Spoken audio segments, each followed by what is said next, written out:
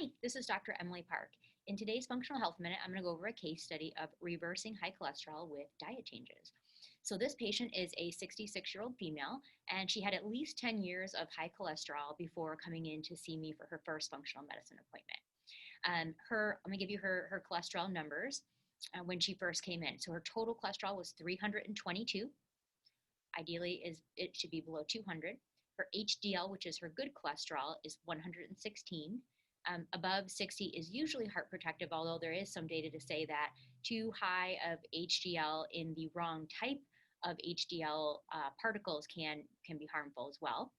Her LDL, which is typically the quote bad cholesterol, was high at 190. Now below 100 is considered more optimal. Her triglycerides were great at 65. For me, below 100 is definitely where I want you. I'm not 150 like the lab says. So her total cholesterol, 322, her LDL, her quote bad cholesterol, 190. Those are the two big numbers to focus on.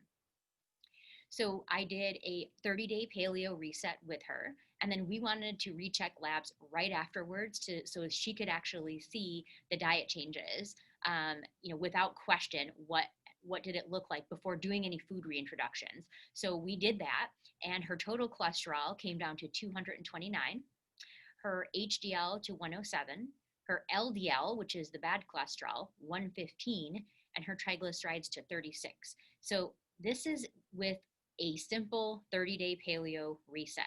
So her total cholesterol dropped by 93 points, her LDL or bad cholesterol dropped by 75 points, and her triglycerides dropped by 29 points. So in continuing to follow her, so what did she do after that? She wanted to reintroduce some foods into her diet. So she did start eating some more gluten-free grains. So we wanted to recheck the cholesterol and find out what that was about 5 months later. And it did float back up a little bit. Her total cholesterol went from 229 to 256. And her LDL cholesterol, the bad cholesterol, went from 115 to 133. Triglycerides from 36 to 48. So not bad, but did pop up a little bit. So she made some further adjustments in her diet, including not having as many grains and decreasing alcohol intake even further. And at an additional 5 months, we actually checked again, and her total cholesterol down to 217, her HDL 90, her LDL 113, and her triglycerides were 49. So this is a perfect example of how nutrition changes can impact the cholesterol panel.